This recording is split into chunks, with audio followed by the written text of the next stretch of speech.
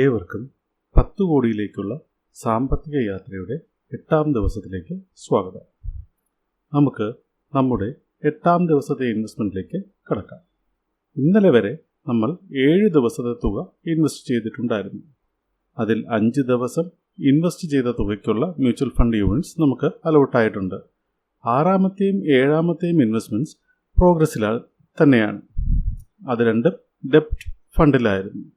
ആകെ 1750 രൂപ നിക്ഷേപിച്ചതിൽ 1250 രൂപ ഇൻവെസ്റ്റ്മെൻറ്റായി കാണിക്കുന്നു, 500 ഇൻ പ്രോഗ്രസ് ആയും കാണിക്കുന്നു. ഡെപ്റ്റ് ഫണ്ട്സ് യൂണിറ്റ് നൽകാൻ വൈകുന്നതല്ല.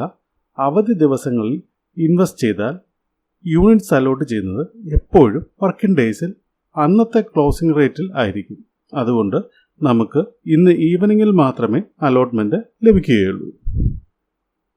നമുക്ക് ഇന്നത്തെ ഇൻവെസ്റ്റ്മെൻറ്റിലേക്ക് കടക്കാം. ഇന്ന് മാർക്കറ്റ് പ്രവൃത്തി ദിവസമാണ്. വർക്കിംഗ് ഡേയ്സിൽ എവിടെയാണ് നമ്മൾ ഇൻവെസ്റ്റ് ചെയ്യുക? നിപ്പോൺ മൾട്ടി ക്യാപ് ഫണ്ടിൽ അല്ലേ?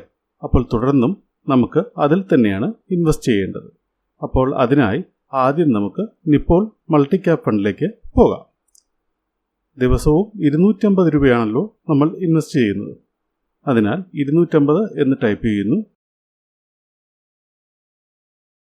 ഇൻവെസ്റ്റ് നൗവിൽ എൻ്റർ ചെയ്യുന്നു. QR കോഡ് സ്കാൻ ചെയ്യുന്നു. തുക ഇൻവെസ്റ്റ് ചെയ്യുന്നു. ഡാഷ്ബോർഡ് ചെക്ക് ചെയ്യുന്നു. In progress.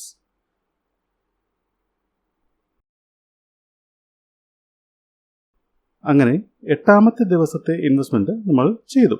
9ാമത്തെ ദിവസത്തെ ഇൻവെസ്റ്റ്മെൻറ്റുമായി നാളെ നമുക്ക് വീണ്ടും കാണാം. നിങ്ങളുടെ കമൻസ്, വാല്യുബിൾ സജഷൻസ് പോസ്റ്റ് ചെയ്യുക. Thank you.